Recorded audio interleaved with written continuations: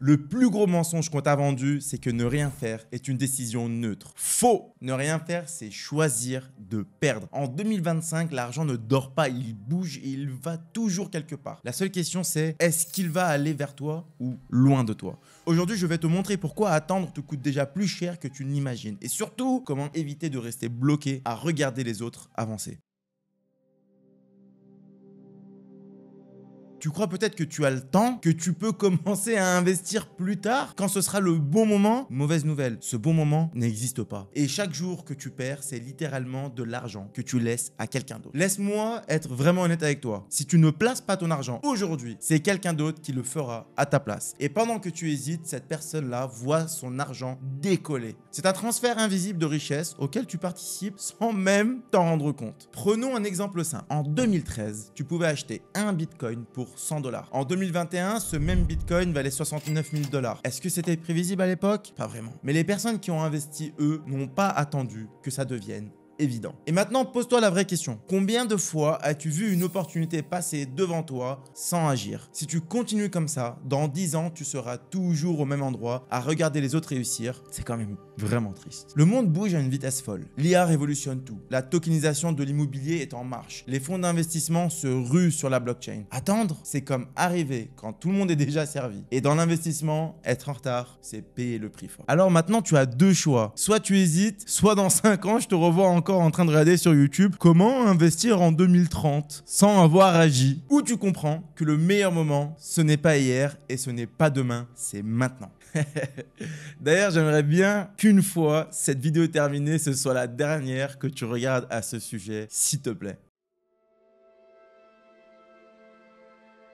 Il y a une erreur qui ruine la majorité des investisseurs. Et pourtant, presque tout le monde l'a fait. Toi aussi sûrement. Tu investis comme un joueur de casino. Tu mets de l'argent dans une crypto au hasard. Tu suis une action parce que quelqu'un d'autre sur Twitter a dit que c'était la pépite du siècle. Et ensuite, tu stresses. Tu rafraîchis ton appli toutes les 30 secondes. Et dès que ça baisse un peu, tu vas en panique. Je te rassure, moi aussi je l'ai vécu, mais le résultat, c'est que tu perds. Pas parce que l'investissement était mauvais, mais parce que tu n'avais pas de plan. Tu as réagi à l'émotion. Et dans ce jeu, ceux qui gagnent souvent sont ceux qui ont un cap, pas ceux qui suivent le vent. Pourquoi crois-tu que les banques et les gros fonds d'investissement ne paniquent jamais? Parce que eux savent exactement ce qu'ils font. Ils achètent quand tout le monde vend, ils gardent leur cap et ils encaissent leur profit pendant que les autres paniquent. La vraie différence entre un investisseur et un parieur, c'est ça. L'investisseur suit une stratégie. Il sait pourquoi il achète, combien de temps il garde et quand est-ce qu'il va revendre. Le parieur, lui, il cherche juste le prochain coup de chance. Alors maintenant, pose-toi cette question. Est-ce que tu veux continuer à jouer ou est-ce que tu veux commencer à gagner? Oublie tout ce que tu crois savoir sur les cryptos. Si tu fais comme 90% des débutants, tu es déjà en train de perdre de l'argent sans même le savoir. La réalité, c'est que les cryptos ne rendent pas riches, sauf pour ceux qui savent ce qu'ils font. Et devine quoi? Si tu avais simplement suivi une seule règle, tu aurais pu multiplier ton capital par 10 sans stress. Ça s'appelle le DCA, Dollar Cost Averaging. Une technique si simple que la majorité des débutants l'ignorent ou ne l'appliquent pas. Si tu avais investi 100 € sur Bitcoin depuis 5 ans, tu aurais mis 6 000 € en tout. Aujourd'hui, tu serais à 30 000 €. Pendant ce temps, celui qui a mis tout son capital sur une seule entrée, persuadé d'avoir trouvé le bon moment, regarde son portefeuille s'effondrer. Pas parce que la crypto était mauvaise, mais parce qu'il a misé au lieu d'investir. Ok, maintenant tu sais comment acheter intelligemment, mais quelle crypto acheter en 2025? Bitcoin et Ethereum. La base, les cryptos, or et argent numérique. Après, il faut regarder ce qu'on appelle les narratives 2025. Tu vas avoir l'IA ou alors les RWA, c'est-à-dire les Real World Assets, la DeFi 2.0, les solutions de Layer 2. Mais si je devais moi-même choisir personnellement, et ça me concerne que moi, je mettrais le focus uniquement sur l'IA et les RWA. Pourquoi? Parce que l'IA, on n'a même pas besoin d'en dire plus si. Et les RWA, simplement parce que BlackRock soutient cette catégorie d'investissement. D'ailleurs, est-ce que tu connais BlackRock? Jette un œil sur cette vidéo. Le piège à éviter, c'est se jeter sur n'importe quelle pépite parce qu'un gars sur YouTube en parle. Tu veux vraiment réussir en crypto? Oublie les coups de chance, les coups de crypto pépite, le hasard, etc. Apprends à investir et pas parier, je le répète. D'ailleurs, si seulement il existait un moyen d'apprendre sans perdre des mois à chercher partout. Enfin bref, il y a peut-être un truc, quelque chose pour toi en description.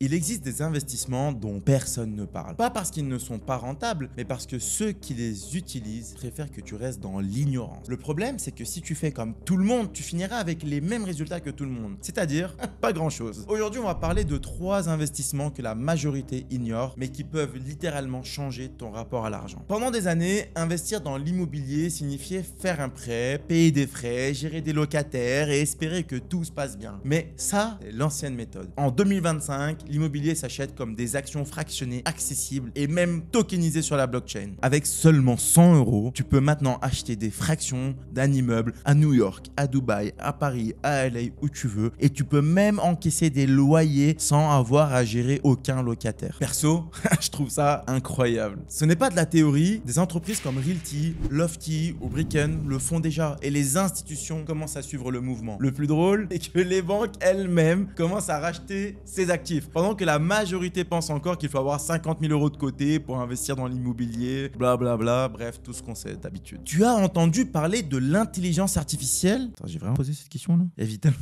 Évidemment que tout le monde... Évidemment, tout le monde en parle. Mais est-ce que tu sais comment investir dedans sans te planter? La majorité se jette sur des actions comme Nvidia en FOMO. Sauf que les vrais investisseurs ne font absolument pas ça. Ils utilisent une stratégie bien plus simple, les ETF spécialisés. Plutôt que d'essayer de deviner quelle boîte IA va exploser, tu prends un ETF spécialisé qui regroupe les 50 meilleures boîtes dans l'IA. Résultat, même si une seule boîte s'effondre, c'est pas grave. Les autres continuent de croître et en fait ton portefeuille global va croître. Ça, c'est le bon plan. Les fonds d'investissement utilisent cette technique depuis toujours. Mais toi, on t'a toujours fait croire qu'il fallait choisir une seule action et espérer qu'elle fasse x100. Ça paraît tellement simple qu'on dirait un code triche dans un jeu vidéo et pourtant, il y a un dernier investissement dont presque personne ne parle. Parce que si tout le monde s'y mettait, les banques auraient un gros problème. Je parle des prêts décentralisés. Au lieu de laisser ton argent dormir sur un livret A à 0,5% par an, tellement ridicule au passage, tu peux le prêter sur la blockchain à d'autres investisseurs et générer 5%, 10, 15, 20% par an. C'est quand même dingue. Sans rien faire. Et là où ça devient fou, c'est que ces prêts sont garantis par des cryptos mis en collatéral. Donc même en cas de défaut, tu ne paieras ton argent. Ce système existe déjà. Il est utilisé par des entreprises et des institutionnels, mais il est invisible pour le grand public. Si l'un de ces 3 investissements t'intrigue, dis-le moi en commentaire et pourquoi pas faire une vidéo complète dessus.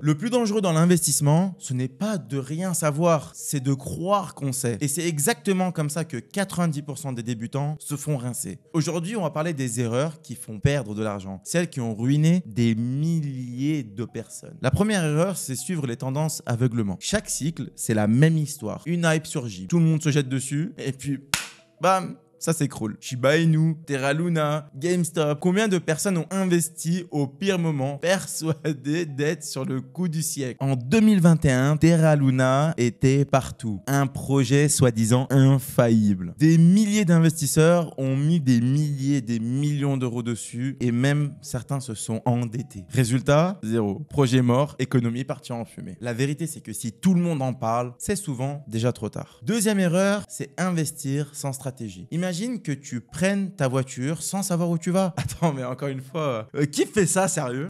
Qui? Personne. Tu ne mets pas ton argent dans un actif juste parce qu'il monte. Tu dois savoir pourquoi tu investis, à quel prix, pour combien de temps et quand tu ressors. Un investisseur stratégique sait qu'il va accumuler du Bitcoin pendant 5 ans et ensuite il va revendre à chaque fois qu'il fait x3. Le débutant, lui, achète en panique, vend soit trop tôt, soit trop tard et il sort du marché en étant frustré. Un investissement sans plan, c'est comme une partie de poker où tu mises tout sans regarder tes cartes. Alors, j'en connais qui ont fait ça. J'ai des potes avec qui ils jouent au poker. Un jour, ils ont fait ça et je peux te dire qu'ils sont repartis Revenons aux choses sérieuses. Troisième point, c'est ne pas sécuriser ses investissements. Un simple détail oublié et tout peut partir en une nuit. Des milliers d'investisseurs ont perdu leur argent en crypto parce qu'ils ont tout laissé sur des entités centralisées comme FTX ou Celsius. Résultat, plateforme en faillite, fonds bloqués, plus rien à récupérer. Si tu ne possèdes pas tes clés privées, tu ne possèdes pas tes cryptos. La bonne nouvelle, c'est qu'en évitant ces erreurs, tu fais déjà mieux que 90% des gens.